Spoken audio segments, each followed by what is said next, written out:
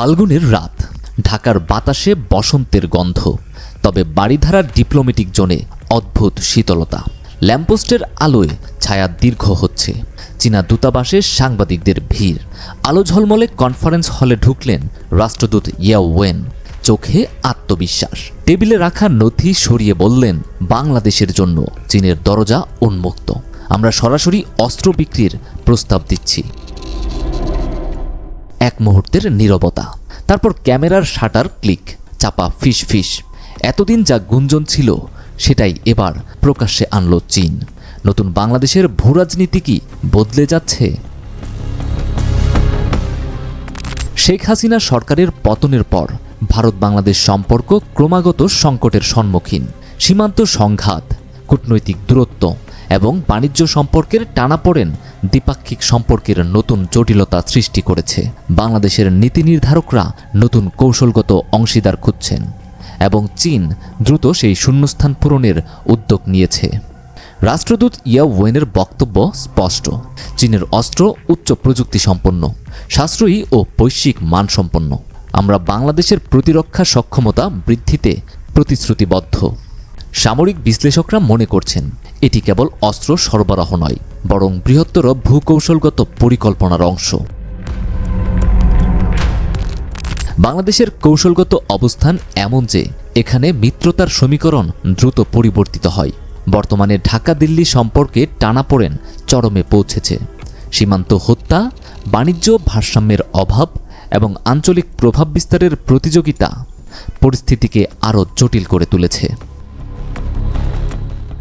এই প্রেক্ষাপটে চীনের অস্ত্র বিক্রির ঘোষণা একটি সুপরিকল্পিত পদক্ষেপ।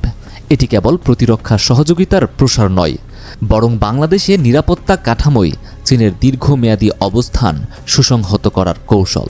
ভারত দীর্ঘদিন ধরে বাংলাদেশের প্রতিরক্ষা খাতের প্রধান অংশীদার ছিল, কিন্তু চীনের এই পদক্ষেপ দিল্লিকে তার নীতি পুনর্বিবেচনা করতে বাধ্য করবে। চীনের সহযোগিতার অন্তর্নিহিত লক্ষ্য কি শুধু অস্ত্র বিক্রি, নাকি এর পেছনে আরও কৌশলগত পরিকল্পনা রয়েছে? ইতিহাস বলে, শক্তিধর রাষ্ট্রসমূহ কখনো নিছক সামরিক সহযোগিতার ভিত্তিতে সম্পর্ক গড়ে তোলে না। প্রতিটি পদক্ষেপ সুপরিকল্পিত ও বহুমাত্রিক। বিশ্লেষকদের মতে চীন বাংলাদেশের প্রতিরক্ষা খাতে প্রবেশের মাধ্যমে তিনটি গুরুত্বপূর্ণ কৌশলগত লক্ষ্য অর্জন করতে চাইছে। ১. অস্ত্র সরবরাহের মাধ্যমে বাংলাদেশের প্রতিরক্ষা নির্ভরতা তৈরি করা। ২. দীর্ঘমেয়াদে বাংলাদেশের পররাষ্ট্র নীতিতে চীনের কৌশলগত প্রভাব বিস্তার করা। ৩. দক্ষিণ এশিয়ায় ভারতের প্রতিরক্ষা আধিপত্যকে চ্যালেঞ্জ করা এবং ভূকৌশলগত প্রতিযোগিতার নতুন ক্ষেত্র তৈরি করা। সামরিক বিশ্লেষকরা মনে করছেন, উন্নত অস্ত্র সরবরাহের ফলে বাংলাদেশের ভবিষ্যৎ প্রতিরক্ষা চুক্তিগুলোও চীনের ওপর নির্ভরশীল হয়ে পড়বে, যা ভারতের জন্য কূটনৈতিক চ্যালেঞ্জ হয়ে দাঁড়াবে। বাংলাদেশে চীনের অস্ত্র সরবরাহ কেবল বর্তমান রাজনৈতিক পরিস্থিতির জন্য গুরুত্বপূর্ণ নয়, বরং ভবিষ্যৎ সামরিক সমীকরণেও গুরুত্বপূর্ণ ভূমিকা রাখতে পারে।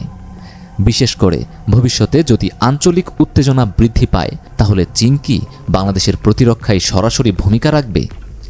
অস্ত্র সরবরাহ কি সংকটকালীন সামরিক সহযোগিতার পূর্বাভাস?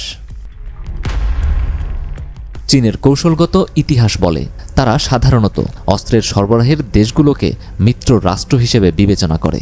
অতীত অভিজ্ঞতা অনুসারে যদি সামরিক উত্তেজনা বৃদ্ধি পায়, বিশেষ করে ভারতের সঙ্গে, তাহলে চীন কূটনৈতিক সমর্থন প্রদান করতে পারে, এমনকি সামরিক সহযোগিতাও অগ্রসর হতে পারে। রাত গভীর হচ্ছে। ঢাকার কূটনৈতিক এলাকায় আলো নিভে আসছে। তবে বাড়িধারায় চাইনিজ অ্যাম্বাসির ভেতরে একজন গুরুত্বপূর্ণ চীনা কূটনৈতিক তখনও সজাগ। দূতাবাসের জানালার ওপাশে তিনি একমনে নিচের ব্যস্ত রাস্তাগুলোর দিকে তাকিয়ে আছেন। কিছুক্ষণ পর মোবাইলটা তুলে নিয়ে একটা নাম্বারে ডায়াল করলেন। ওপাশ থেকে ভারী গলায় কেউ বলল, সব ঠিক আছে তো? জবাবে গুরুত্বপূর্ণ সেই চীনা অফিসার একটু হাসলেন। জানালা দিয়ে ঢাকার আকাশের দিকে তাকিয়ে বললেন, কমরেড, খেলা তো মাত্র শুরু হয়েছে।